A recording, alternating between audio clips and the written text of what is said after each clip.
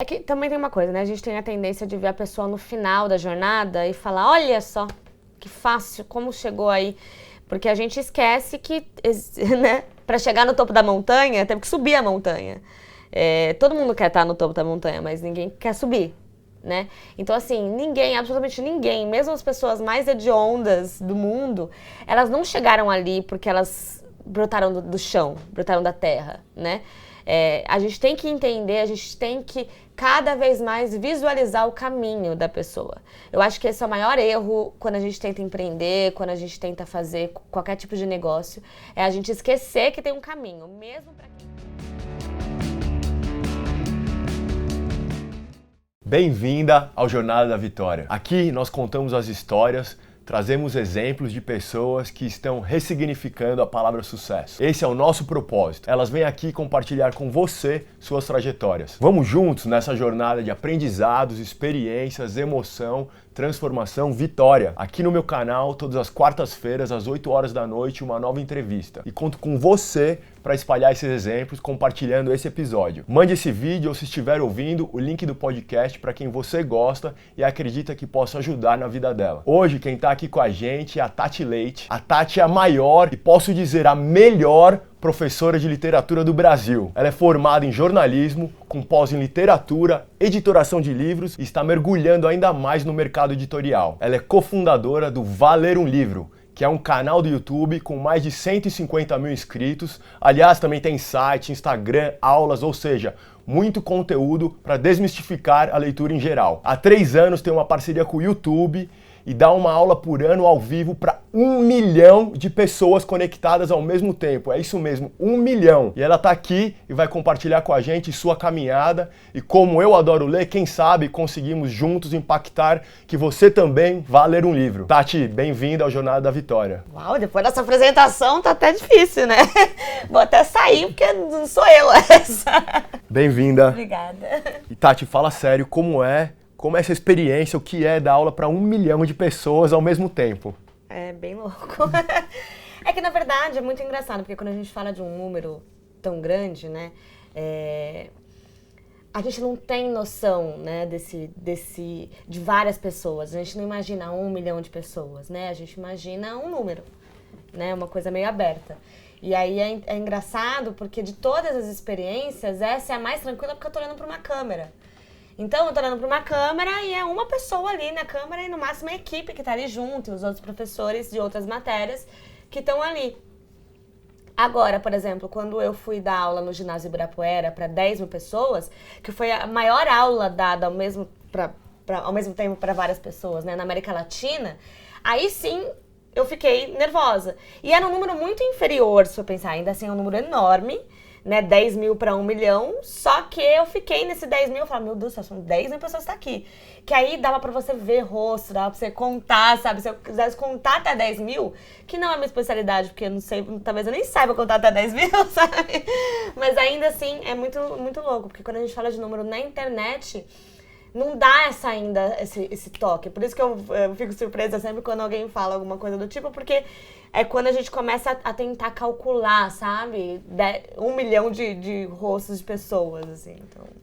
E olha só, eu não quero te colocar uma pressão para a próxima aula que você for dar nesse, mas 10 mil pessoas num ginásio, imagina que 1 milhão é você num estádio, sei lá, é 10 vezes o Morumbi, que, sei lá, numa capacidade máxima são 100 mil pessoas, são 10 Morumbis, você lá no meio ao mesmo tempo, então assim, ainda bem que não dá para ter essa noção, mas sim, consegue se imaginar, né, com 10 Morumbis um em cima do outro e você lá no meio, é magnífico, assim, é poderoso e que legal que tem esse espaço, né, parabéns.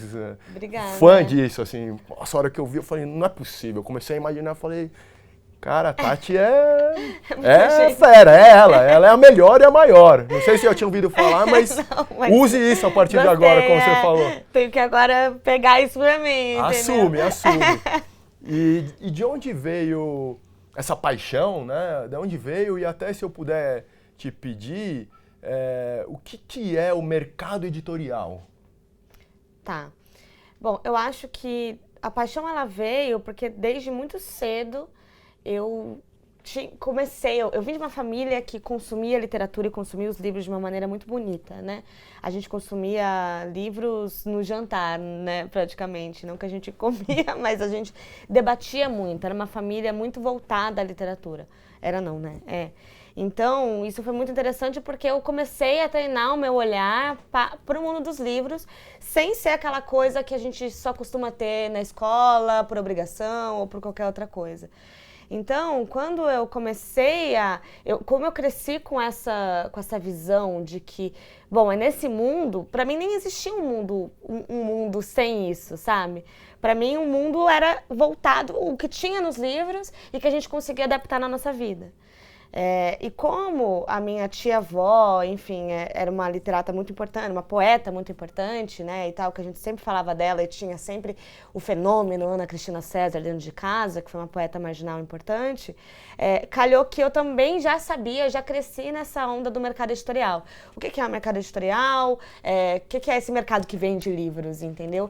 Então, custou para mim, acho que o processo foi mais o contrário, custou para eu entender que existe um mundo onde o mercado editorial não é um ponto, entendeu? Não é uma pauta. Onde os livros não são a linha principal ali da conversa, sabe? Não é todo mundo que janta com um livro. Que janta com livro, cada um defende seu ponto com o livro, né, do lado do garfo aqui. Não, é mais ou menos isso que você exatamente. E o mercado editorial, me corrija se eu estiver errado, não é só o escritor e a editora, tem uma série de pessoas, de funções aí que é muito grande, é isso? Isso, exatamente. O mercado editorial ele é gigantesco, né? Ele envolve as livrarias, ele envolve os escritores, ele envolve mais do que os escritores, né? Ele envolve os escritores que são lançados pelas editoras e os escritores independentes.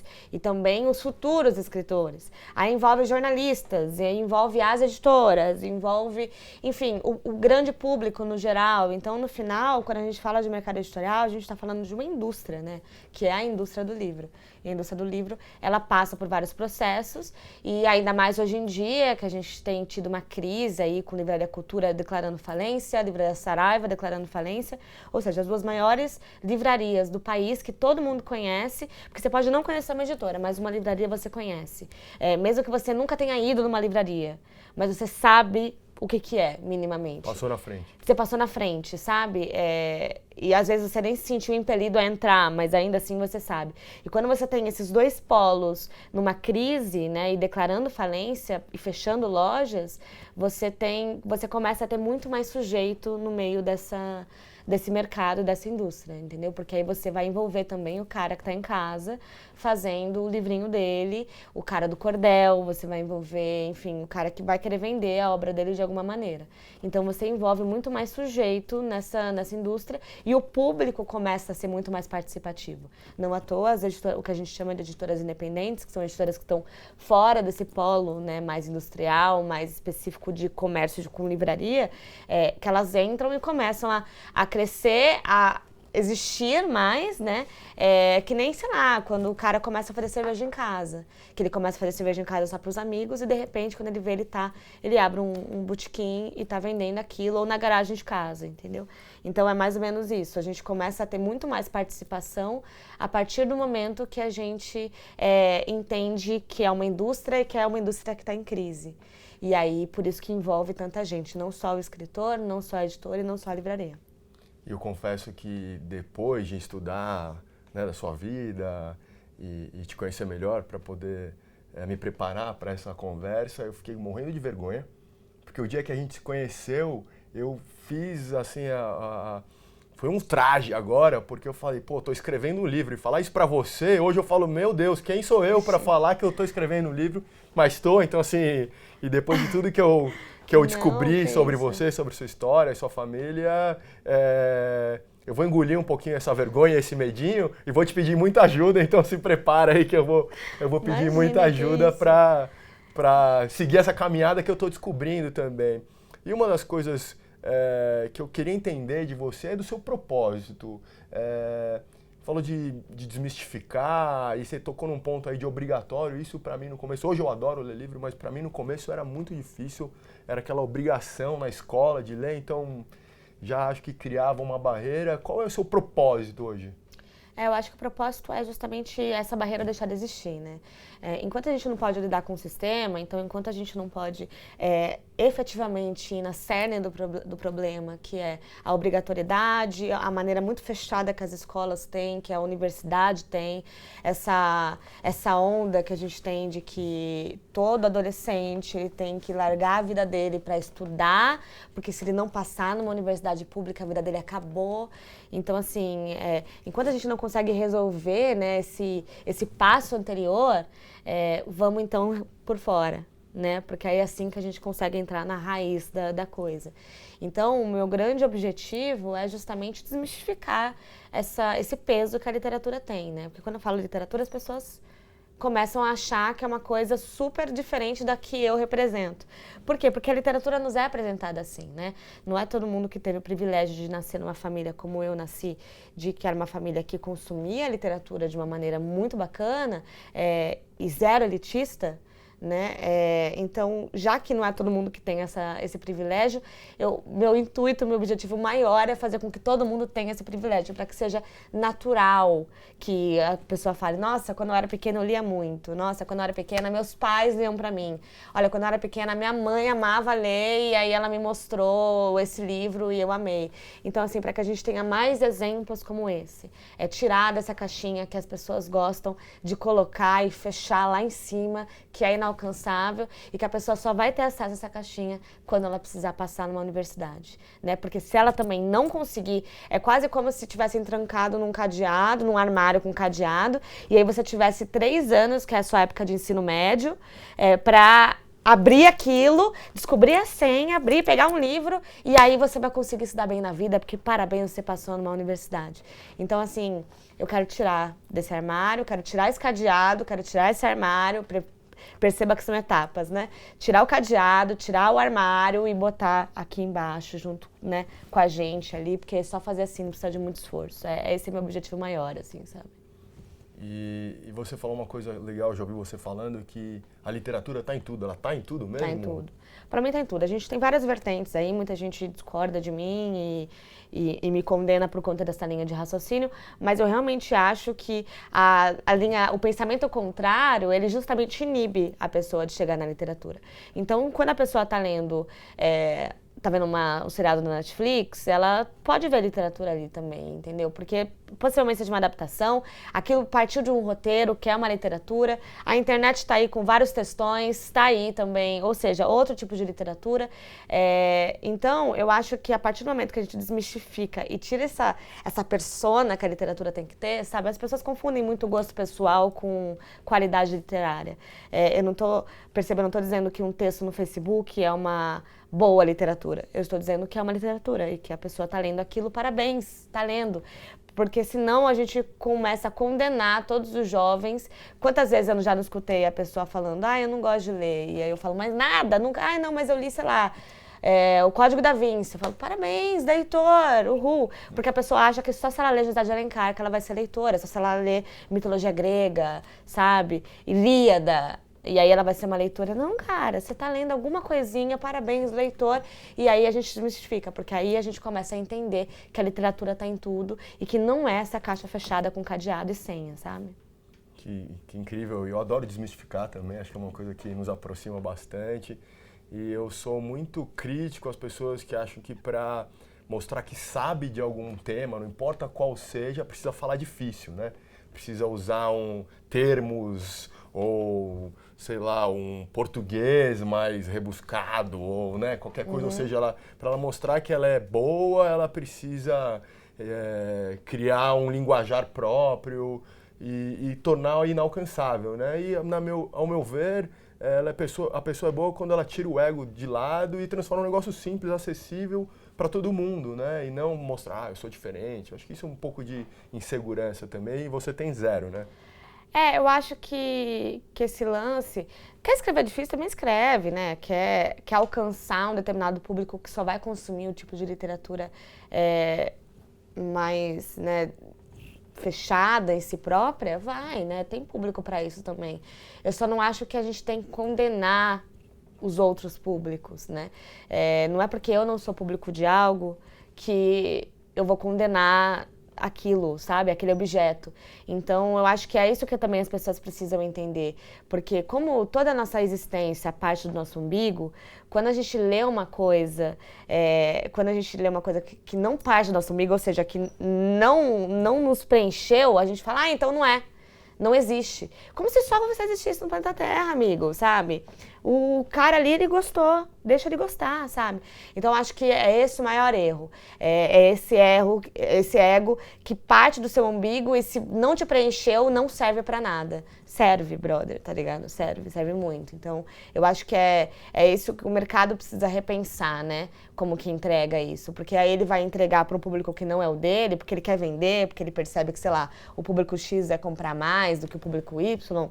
E aí, o que ele vai fazer? Ele vai fazer uma coisa super fechada, super horrível, só para vender. Mas ele não tá, de fato, querendo alcançar aquele público. Ele só quer vender para aquele público. Então, eu acho que é esse o processo. Você quer fazer uma literatura hermética? Faça. Tem público para isso. Mas não condene quem não faz uma literatura hermética, sabe? Não condene nada, na verdade. Deixa aí. Que aí é ótimo, porque daquele público dali do lado, que você nunca pensou que você ia alcançar, talvez venha alguém. Sabe? Talvez venha alguém que aí vai querer só uma literatura hermética. Tem gosto pra tudo, tem público pra tudo, é isso que a gente tem que entender, né? E ficar claro o porquê da literatura, né? Pela sua história, pela forma como você consumia quase literalmente os livros. E a gente falou, né, de 1 milhão de pessoas, de ser a maior e melhor. Mas como? Como para você, como você consegue transformar, desmistificar isso, esse tema que para tantos é tão difícil? Eu acho que o grande segredo, a gente tinha conversado antes, né, e o segredo, parece uma babaca falando segredo, mas enfim, parece, né, mas eu acho que o grande lance da coisa é você acreditar no seu objetivo. Não adianta nada você começar com uma ideia, começar com um projeto que você não acredita solenemente naquilo que você está vendendo. Você não consegue vender um copo se você acha que aquele copo não serve para nada, né? Então, assim, eu genuinamente acredito no poder dos livros, sabe? Eu genuinamente acredito que as pessoas podem ser melhores se elas consumirem a literatura, se elas lerem. Eu genuinamente acredito no poder que a literatura tem. Então, eu acho que o processo, ele não fica super fácil, sabe? Tipo, não, então é tranquilo. Não é tranquilo, mas ele fica menos pesado. A partir do momento que eu acredito de coração no meu core, no meu objetivo, eu consigo chegar para 1 milhão de pessoas, eu consigo chegar para uma pessoa, eu consigo, sabe? Ir em diferentes ambientes. Eu consigo ir na academia, e quando eu digo academia, eu digo universidade, mas eu também consigo ir, sei lá, num show de pagode, não sei, tô chutando aqui lugares aleatórios. E eu consigo ir num botequim, sabe? Eu falo de livros, eu falo de literatura o tempo todo, em qualquer lugar, porque eu genuinamente acredito nesse objetivo. Então, o resto é resultado, que ótimo que vem, quando não vem também ótimo, mas é isso, porque no dia a dia eu genuinamente quero entregar, eu quero fazer com que esse objetivo chegue, independente de para quem, né? Minha função é tentar fazer chegar para todo mundo. Se chegar para 2 pessoas, ótimo, se chegar para 2 milhões de pessoas, ótimo também, sabe? E olha que incrível isso que você traz, que é essa paixão de acreditar, né? Não só, como você falou, do autor que, por exemplo, poderia buscar um público só para vender, se não é o que está no coração, na alma dele, não vai ser nunca genuíno. E a sua paixão é tão genuína, é tão autêntica, que você quer levar isso, que você acredita no poder, que é mais importante ainda, que me arrepia. E me faz lembrar de uma professora que eu tive na escola, no ginásio, e ela falava de Camões, ela descrevia ele como alto, grande, peludo. Eu sempre lembro que ela falava, ele é peludo. E ela conseguia, de alguma forma, transformar a literatura. Confesso que naquela época não me motivou muito, mas pelo menos era uma aula interessante que a gente não tinha vontade de pular da janela. Uhum. Você, pelo que eu sei, você também tem uma forma toda sua de dar aula, e acho que talvez é isso que cativa tantas pessoas. Eu acho que O grande lance, quando você dá aula já é uma parada meio, né, complicada. Ainda mais dependendo quem é o público final dessa aula. Quando você tranca adolescentes numa sala de aula, com cadeiras desconfortáveis, uma lousa toda riscada e zoada, entendeu? Com solzão lá fora, cara, sabe? Até eu. O que você prefere, sabe? Se chega alguém lá e fala, e aí, vocês querem ir na praia ou vocês querem ficar aqui vendo essa mulher falando? Não importa, amo literatura, mas eu vou pra praia, sabe? Então, assim, a partir do momento que você consegue entender, é que as pessoas têm um alto negócio, não, o aluno tem que genuinamente querer estudar. Cara, não vai, entendeu? Ele vai querer ficar jogando videogame, óbvio, até eu que sou mais boba. É uma das coisas que eu mais falo, até eu que sou mais boba, gente, prefiro, sabe, me divertir no mar, sabe, e tomar um sol. Então, a partir do momento que você tem como tese, tem essa ideia, essa compreensão de que se ele fosse preferir, se ele fosse optar, se ele tivesse esse poder de escolha, ele não ia estar lá, então vamos transformar isso daqui minimamente numa coisa bacana? Vamos levar isso numa coisa legal? Eu sei que quando o cara chega no meu canal, ele não quer saber, talvez, sobre trovadorismo, entende? Só que ele tem que saber, porque vai cair no Enem. Porque senão ele não vai passar na universidade, porque senão ele não vai passar na escola, ele vai ter uma prova, sabe? É até engraçado, eu postei uma foto ontem, uma foto minha, eu num lugar super bonito, e aí a pessoa comentou, obrigada, me salvou pra prova de amanhã.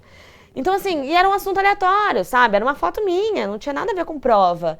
Mas é isso. Então, assim, esse processo de você, essa compreensão de que o aluno não tá lá porque ele quer estar, faz com que você tenha que se virar nos 30. Então, você vai trazer isso de uma maneira legal, porque eu não quero que ele fique enfadado de estar ali, porque ele já tá enfadado naturalmente. Então, eu quero que ele saia dali e fale, nossa, foi da hora, eu entendi umas paradas muito loucas e que eu vou conseguir usar na minha vida, sabe? Aquela leve história do, mano, pra que eu vou usar a fórmula Bhaskara na minha vida? Pra que eu vou saber isso? Pra que eu vou saber porcentagem? Não saber porcentagem? Porque, mano, uma hora você vai precisar, sabe? Então, assim, esse uma hora você vai precisar, não quero que soe como uma ameaça. Eu quero que ele genuinamente fale, nossa, isso aqui eu realmente, que da hora. Agora eu vou saber falar sobre isso. Então, é isso que eu tento fazer com a literatura. Eu acho que os professores, em geral, estão agora, a gente está numa ótima época. E, desde sempre, todo mundo tem uma professora ou um professor.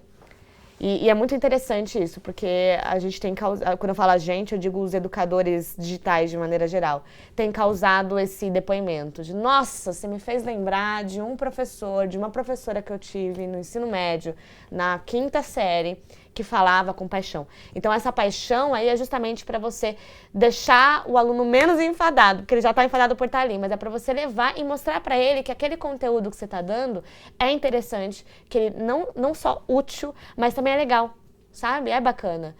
Talvez não tão legal quanto uma praia, mas ainda assim é bacana. E enquanto a gente está vivendo aí nessa vida, ele vai usar para alguma coisa, sabe? É bacana, é importante, vai ser usado, nem que seja num momento específico, mas vai ser usado. E eu imagino que, você até falou, né, agora aqui do post, que não tinha nada a ver, mas teve um depoimento. Imagino que você tenha uma série enorme de depoimentos, assim, que deve emocionar. Nossa, sim. Mas tem um que você fala, poxa, a hora que eu ouvi isso, ou que eu li isso, quase chorei, ou me emocionou, ou me falou, nossa, veio no momento certo, onde estava em dúvida se era o caminho. Tem alguma coisa assim? Eu acho que essa dúvida, ela tá sempre, né? Porque eu tenho um projeto muito nichado. Então, quando a gente vê as outras pessoas com projetos digitais, bate aquela coisinha, né? De, nossa, eu tô falando com 5 pessoas e fulano tá falando com 5 bilhões. Ok, temos uma questão. Então, essa dúvida, ela sempre bate. E aí, esses depoimentos, eles são essenciais para a gente conseguir seguir o nosso caminho, falando, nossa, tô chegando em alguém, pelo menos. Então, eu acho que a primeira menina que chegou falando que passou numa federal só estudando com valer um livro, um menino que falou que usou meu vídeo sobre vidas secas como base para fazer a redação do Enem, tirou 1000 na redação do Enem, e uma menina que chegou numa Bienal pra mim falando, nunca tinha ido numa Bienal, nunca tinha me interessado, nunca tinha lido, mal sabia ler, e comecei a ler por sua causa. Então, acho que assim, são 3 exemplos aí de como você entra, né, na vida de alguém e quão importante isso é, porque a menina que passou na Federal só estudando como ler um livro, ela não tinha dinheiro para pagar um cursinho super caro e talvez nem tinha uma escola boa o suficiente para ensinar para ela o que ela precisava saber. E aí ela só precisou de um Wi-Fi, sabe? Que ainda assim é super difícil no Brasil, né? Que não é todo mundo que tem internet. Então, assim, já tem essa barreira que é da internet, mas ainda assim essa menina conseguiu ver os meus vídeos, ter acesso à internet, e só com os meus vídeos, da maneira que eu ensinei, ela passou numa universidade federal. Ela não vai ter que pagar a universidade. E ela passou junto com um carinha que fez o cursinho mais caro e que estudou no colégio mais caro da América Latina, sabe? Ela passou junto com ele. Então, isso é demais. Aí o outro que fez uma redação e que tirou 1000 e que também passou na universidade, porque você tirou 1000 na redação, você passou, possivelmente, né? Porque é uma nota super alta, a não sei que ele tenha, sei lá, zerado nas outras matérias. Mas ainda assim, ele usou um debate, eu causei uma discussão dentro da cabeça dele. O suficiente para que a proposta de intervenção dele numa redação, porque essa é a função do Enem, né? Você, principalmente da redação, é você pensar enquanto cidadão, você pensar enquanto que existe um universo que você tá vivendo nele. Ele usou um livro, ele usou um debate que eu causei nele. Eu plantei uma sementinha, botei uma pulguinha atrás da orelha e ele fez uma redação debatendo sobre isso. E aí ele usou uma coisa que eu falei, sabe? E a menina que nunca leu e que nunca tinha gostado de ler, que mal sabia ler e escrever, começou e que hoje é uma rata de literatura, que ama livro por minha causa. Então acho que são 3 depoimentos aí, 3 estilos de depoimentos que me deixam em êxtase, sabe? Assim, que aí é quando a gente vê a importância, né? É um em 40 milhões, mas ainda assim é um, sabe? Em alguém eu fiz a diferença, então... São algumas vidas impactadas, transformadas, isso é um dos objetivos aqui da Jornada da Vitória. E parabéns de novo. Obrigada. Eu sinto o quanto é relevante de tudo que eu acompanhei. Aliás, quem ainda não tem acesso ao conteúdo da Tati, do Vai Ler um Livro, vai lá e vai ler um livro e vai entender do que a gente está falando. E uma coisa que você trouxe que para mim... eu confesso que eu queria entender melhor, que eu ouvi você falando assim, poxa, às vezes tem autores não conhecidos que eles não só impactam a literatura, mas impactam vidas. E isso é uma das coisas que eu falei, poxa, tem tudo a ver com o nosso propósito aqui na jornada. Como é isso? Eu acho que a partir do momento que a gente compreende que o livro, ele perpassa o objeto, né? A gente não está falando só do objeto livro ou do e-reader, enfim. A gente está falando de uma história que está sendo contada ali. E aí, a importância daquela história, sabe, é muito legal. Se você pegar Conceição Evaristo, que é uma escritora mineira, que, enfim, ela não sabia, veio de uma família super pobre, ela morava numa favela em Minas Gerais e que a mãe dela, enfim, a família dela trabalhava para alta casta da sociedade enquanto empregadas domésticas e que tinham acesso a um tipo de literatura que elas nunca souberam porque elas não sabiam ler e escrever. E aí você tem a Conceição Evaristo escrevendo, por exemplo, em Becos da Memória, trazendo uma personagem que chama Maria Nova, falando, se eu não escrever a história dos meus, né, eu não vou fazer chegar esse quadrado, essa galera para quem tem que chegar, sabe? Ela falando da Ponciá Vicêncio, que é outra personagem, que quando o irmão de Ponciá aprende a ler e escrever, ele aprende primeiro a assinar o próprio nome, porque nem isso ele sabia. E aí ela fala, ele sabia que por trás de sua assinatura outros nomes haviam. Então, quando você tem esse impacto, e a própria história da Conceição, que ela fala que o primeiro livro que a mãe dela leu, quando ela aprendeu a ler e escrever, foi da Carolina Maria de Jesus, que dava cor para a fome, que era uma catadora de lixo, sabe? E que ela escrevia nos papéis que ela encontrava no lixo, ela escrevia a história dela.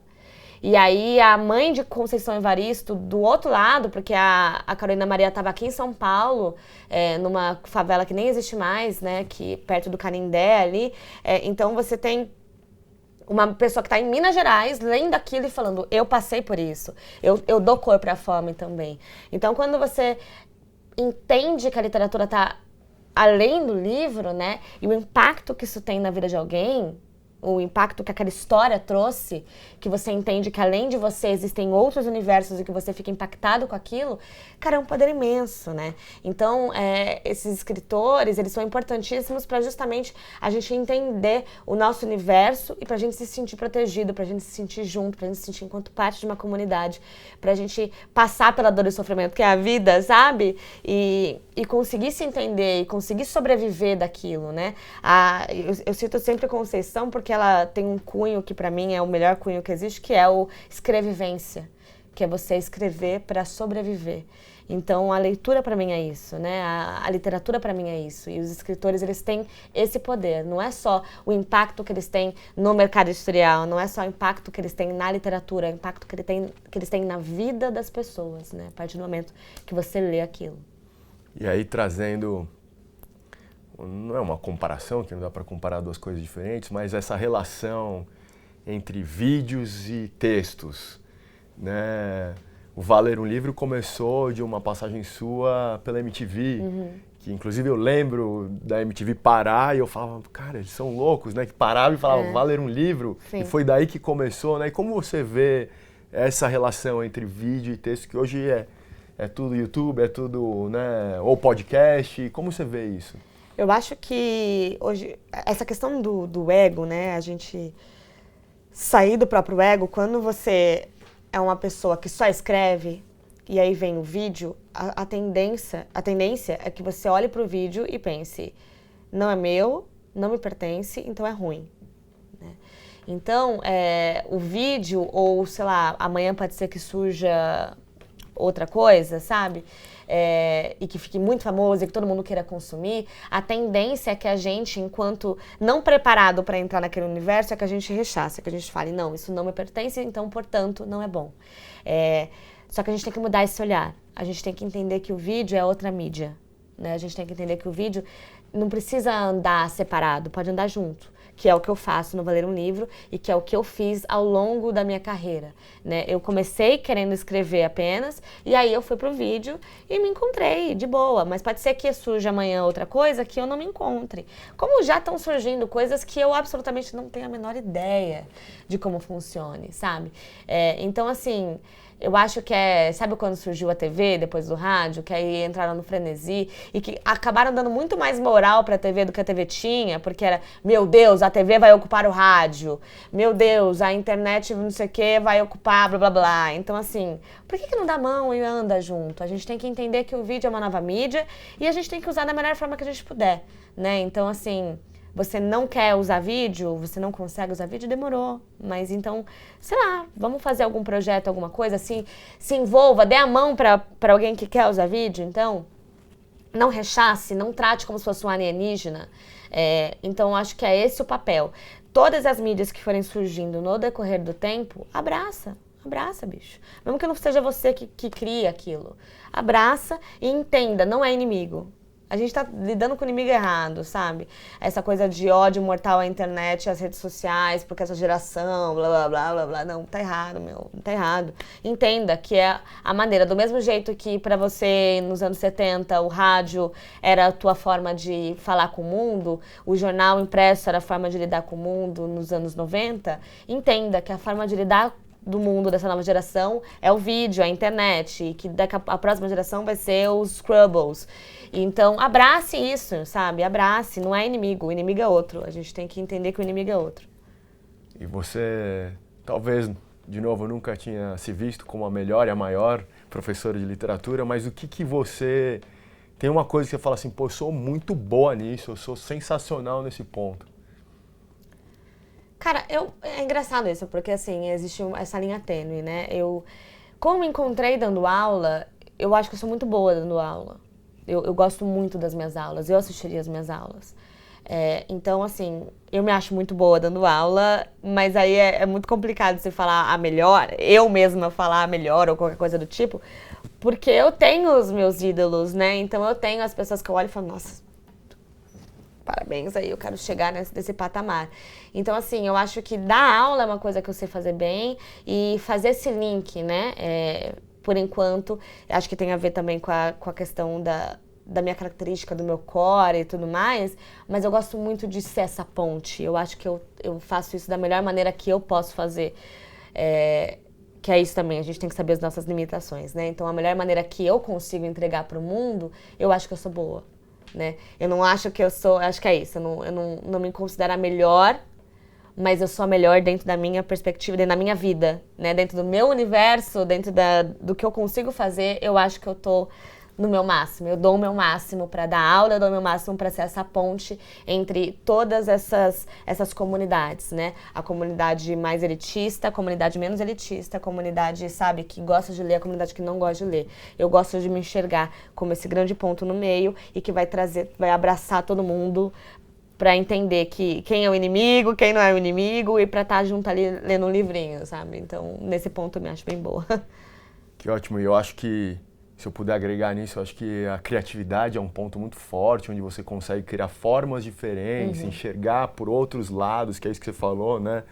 Todas essas perspectivas e que agregam e somam, ou seja, a hora que você monta o Vá Ler um Livro e começa de um momento que você viu uma oportunidade, quando você adapta um conteúdo que pode ser pesado de uma forma leve, que as pessoas conseguem, né, consumir isso. Ou seja, 1 milhão de pessoas, todo mundo pode achar hoje que está assistindo, é muito fácil, a Tati já nasceu nessa família de leitores, com essa história. E acho que não foi bem isso, né? Você saiu de casa cedo, foi vender batom. Conta um pouco disso, o que você aprendeu nessa sua fase aí? Eu acho que... É que também tem uma coisa, né? A gente tem a tendência de ver a pessoa no final da jornada e falar, olha só, que fácil, como chegou aí. Porque a gente esquece que, né? Para chegar no topo da montanha, teve que subir a montanha. Todo mundo quer estar no topo da montanha, mas ninguém quer subir. Né? Então, assim, ninguém, absolutamente ninguém, mesmo as pessoas mais hediondas do mundo, elas não chegaram ali porque elas brotaram do chão, brotaram da terra, né? A gente tem que entender, a gente tem que cada vez mais visualizar o caminho da pessoa. Eu acho que esse é o maior erro quando a gente tenta empreender, quando a gente tenta fazer qualquer tipo de negócio, é a gente esquecer que tem um caminho, mesmo para quem é pilantra.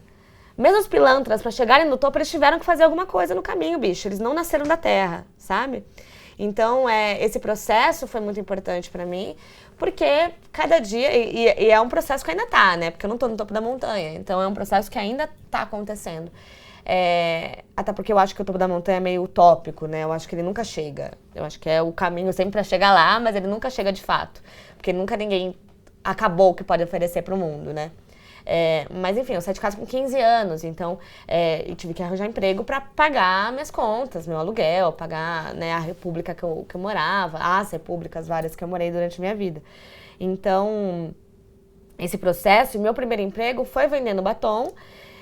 E aí foi quando eu tive o contato com esse mundo que era muito paralelo pra mim, entendeu? Porque cada dia que passava eu tinha que vender batom pra pessoas diferentes, em lugares muito longínquos, né? Então, um dos lugares que eu mais lembro era Sapopemba, que eu nunca tinha ouvido falar, perto de São Mateus.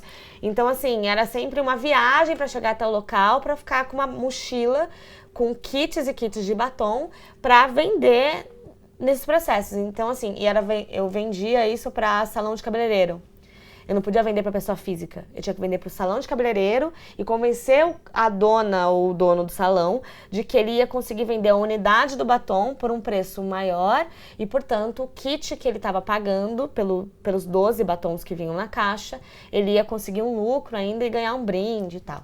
Então, assim, esse caminho até o local essa conversa com os donos do salão e que também envolvia uma conversa com o público do salão, que era podia ser da alta casta ou a galera da comunidade, independente disso, porque era vendendo, era falando quão bom era aquele batom, que era metade batom, metade gloss.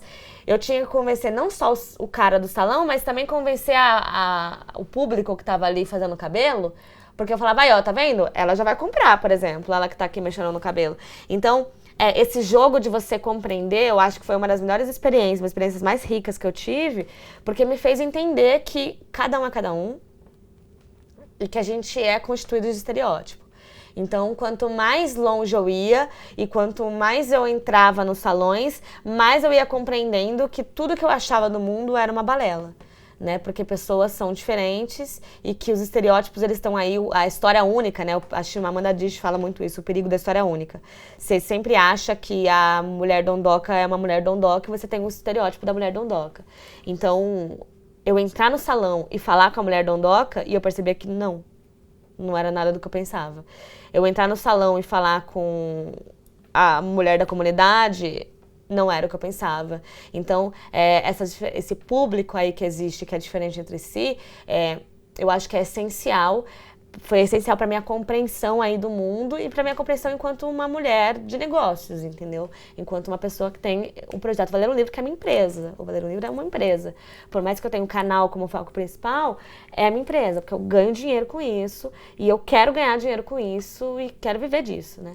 Então, essa vida aí nesses diferentes ambientes, que aí eu passei por TV, depois eu fui trabalhar no Google. Então, assim, eu já passei por muitas empresas e para justamente compreender. Hoje eu faço freela, trabalhei em editora e eu faço freela para os mais diferentes, né? Para as mais diferentes empresas. Então, essa compreensão do mundo, a partir do momento que eu saí de casa e que eu tirei essa mochilinha aqui da história única, me fez compreender muito melhor o meu negócio e como que eu posso viver nessa sociedade, sabe? É impressionante como a gente está alinhado.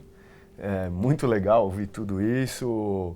É exatamente esse o objetivo, o propósito da Jornada da Vitória, mostrar que as diferentes histórias, as dificuldades das pessoas, para não achar que tudo foi fácil para todo mundo quando vê a história pronta, né? Ou seja, cada um na sua área, na sua vida, tem os seus momentos, tem a sua caminhada e que cria empatia com as pessoas, porque uma das coisas que eu acredito muito é que a gente precisa somar as diferenças e não afastar, como você estava falando. Então isso é muito legal. E uma outra coisa que eu busco muito, você sabe disso, a gente já conversou, é conversar com as mulheres para que as mulheres também se empoderem de verdade, assim, que se unam e eu tenho um carinho e um olho especial para as mulheres, porque sou fã de todas as mulheres da minha família, né? Minha filha, eu tenho um filho também, mas minha filha, eu vejo o quanto tem de potencial e às vezes de todas as conversas que eu tenho com mulheres ainda existe um preconceito que, na minha visão, isso é descabido, mas ainda existe na sociedade. Então isso é uma das coisas que a gente busca aqui na Jornada da Vitória, falar com mulheres, trazer mulheres. Então eu queria eu sei da história da sua família muito matriarcal, né? As mulheres muito poderosas. Como foi conviver com essas mulheres poderosas e te transformar nessa mulher poderosa que é hoje? Eu acho que bom, minha família tem pouquíssimos homens, né? Então, os poucos que tem, eles são os agregados, na verdade. Eu acho que só tem 2 meninos que nasceram na família de fato, né? E que não são os maridos, os bem-aventurados que resolveram ficar. Então, é uma compreensão muito, muito interessante, porque a minha visão de mundo, ela é composta por mulheres e mulheres no poder, entende? Então, é até muito delicado esse processo dessa compreensão de que alguém ache que a mulher é inferior por alguma maneira, né? E sem também esse complexo, é muito, é muito interessante, porque eu, às vezes, tenho essa ideia de que o homem salvador da pátria, que vai salvar, eu lembro muito, sei lá, da minha avó, da minha mãe, da minha bisavó, principalmente, que tem uma vida de merda, sabe? Que casou com 14 anos com o dono da fazenda, sabe? Que era o chefe dela, que foi vendida praticamente. Então, eu imagino imediatamente elas, quando eu começo a ver esse tipo de comportamento, que elas falam, desculpa, não sei se pode falar palavrão aqui, mas sabe? Tipo, meu, não, fica quieto, daqui que eu falo. Então, assim, não é uma dificuldade, assim, não é uma linha de raciocínio pra mim imaginar que a mínima ideia de que alguém consiga não achar que uma mulher pode entrar no poder, entendeu? Não foi um problema, nunca foi um problema, porque minha família sempre foi assim, nunca eu usei, é porque eu sou mulher, não, eu também, todo mundo aqui tá vendo aqui pro lado? Todo mundo é mulher, tá todo mundo se fudendo, igual, entendeu? Então, é até engraçado, porque eu demorei, eu comecei a entender o que era machismo, o que eram essas paradas, muito mais velha, entendeu? Que eu comecei a ver que no universo fora da minha casa não era assim. Então, assim, foi um grande privilégio eu nascer nessa família de mulheres, empoderadas e donas de si, que nunca baixaram bola. Imagina baixar bola pra homem. Mas ainda assim, né, é triste quando você vê que existem pessoas que não pensam do mesmo jeito. Então, é isso, é um privilégio. Eu acho que não tem outra fala. Porque, infelizmente, quase ninguém tem essa mesma vivência, né? Quase ninguém consegue ter esse olhar de que a mulher consegue, que a mulher pode, que a mulher tá lá e que, enfim, é igual, sabe? Não tem diferença. Eu vivo muito isso em algumas coisas que eu acredito, e por eu não ter dentro de mim, às vezes eu ouço, eu falo, isso não tem cabimento, como alguém pode pensar assim? Esse tema das mulheres sabe, que eu ouço, não é possível, deve ser às vezes isso que você falou, né, da mulher se sentir inferior, mas não necessariamente, mas infelizmente, e pela experiência que eu tenho de conversar com mulheres que poderosas, mas que passaram dificuldades e se sentiram por ser mulheres sem se fazer de vítima. Mas todas nós passamos por isso, né, assim, é um fato. Já no ambiente, fora da casa, né, que nem eu, em casa não sentia isso, mas fora de casa, botou o pezinho pra fora. Isso a gente é treinada pra isso, né? É uma merda. Que não deveria ser, e esse é o ponto, é de que se alguém ainda aí, acho que essa nova geração que está assistindo, ouvindo a gente, já começa sem isso, e se ainda tiver um pouquinho que a gente consiga, nesse momento, acabar, sabe? Chega, sim, não é mais a nossa era, dá espaço para isso, que somos iguais, somos diferentes, aliás, né? Homens e mulheres são diferentes, é lindo ser diferente. Então eu queria começar a terminar, infelizmente está ótimo esse papo, poderia ir por horas aqui, tá maravilhoso, mas queria começar a terminar, se você puder mandar um recado aí para as pessoas, para as nossas fãs que estão assistindo, o que você poderia dizer que te ajudou, que pode talvez ajudar eles também. Eu acho que é isso, quando eu fui pro Peru, e aí eu tive fiquei 6 dias num caminho ali para chegar até Machu Picchu, mas era o caminho de Salcantay, né?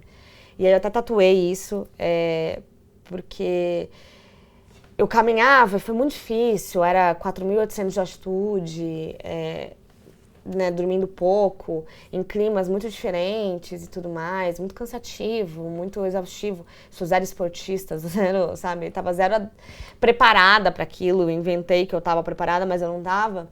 E aí eu sempre olhava para baixo, e aí eu olhava para baixo e via o tanto que eu já tinha caminhado, portanto, o tanto que eu tava cansada já, né? Porque às vezes eu nem via mais onde eu tinha começado. Eu falava, nossa, bicho, eu já andei muito, tô aqui horas andando.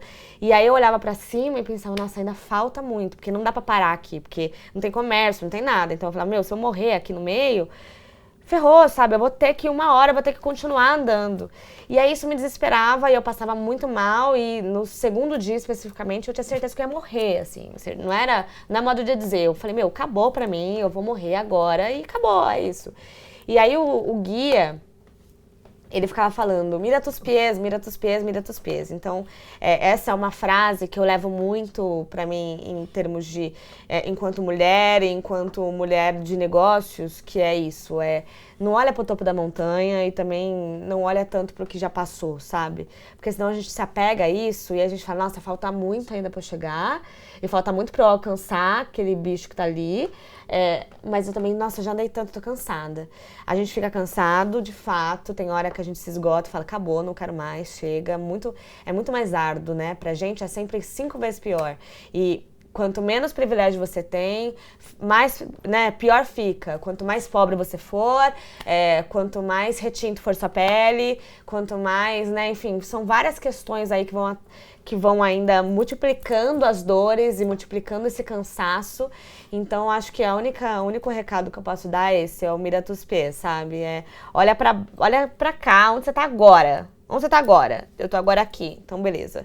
Porque não vai adiantar você olhar pra cima nem pra baixo às vezes. Às vezes a gente precisa se reinventar olhando pra baixo. A mulher, principalmente a mulher, tem essa onda de que a gente precisa todos os dias se reinventar. A Clarice Lispector fala muito, né, da placenta. Que uma gata, quando ela dá cria, ela come a própria placenta, ela consegue ficar 3 dias sem comer. E aí a Clarice fala em um dos livros dela, né, que ela se sente todos os dias que ela tem que se alimentar da própria placenta, que tem que tirar força, sabe, de si, porque a sociedade não ajuda, ninguém quer nada com nada, e aí então mira tus pés, sabe, come sua própria placenta e bora, sabe, cansou um pouquinho? Cansa, respira, para, mas aí olha pro pé e continua andando, sabe, porque senão a gente não chega, a gente cansa, porque é muito árduo. Sensacional. E como faz para se conectar com a Tati? Bom, tô lá no Valer um Livro 3 vezes por semana, tem textos meus aí por toda a internet e, enfim, nas minhas redes sociais, que a gente tenta colocar de tudo um pouco, né? Cada dia tem mais rede social, então só procurar Tatiane Leite ou Valer um Livro. Em algum lugar eu vou estar. Em algum lugar vocês me acham aí, nessa grande rede mundial de computadores. Só procurar Tatiane Leite. A gente vai colocar na descrição do livro, do podcast, vai facilitar isso, porque agora virou uma missão minha também, e tudo isso que a Tati trouxe de reflexão, de olhar hoje, de olhar com humildade onde estão seus pés, aonde ver já a jornada que passou, né, dar valor a essa jornada, não importa de onde você começou, mas você começou, já caminhou muito e chegou até aqui hoje, então ser grata por isso e ser melhor do que ontem, né, ou seja, cada dia dar um passo e olhar lá para cima, saber onde quer chegar, mas não adianta ficar lá com medo, porque a hora que você vê muito grande pode ser opressor, então sabe onde quer chegar e olha para o momento, isso é brilhante.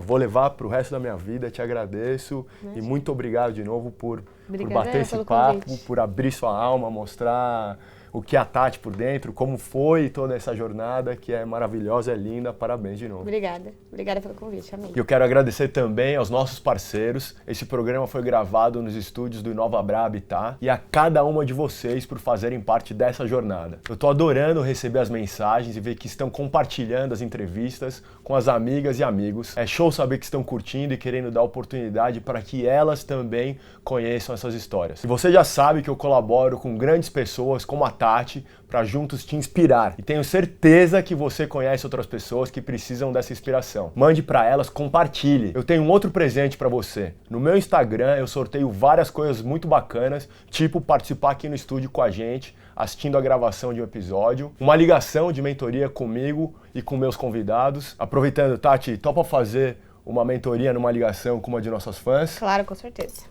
Chato. Show de bola. A cada semana uma pessoa é sorteada. Para participar é só deixar seu comentário no meu post no Instagram. Sempre posto entre 7h30 e 8h30 da manhã todos os dias. Se conecte comigo pelo Instagram, se inscreve aqui no canal se ainda não se inscreveu, clica no sininho para saber todas as notificações ou assina o podcast na sua plataforma favorita. Esse programa é para você, é para te inspirar. Que Deus abençoe a sua jornada da vitória.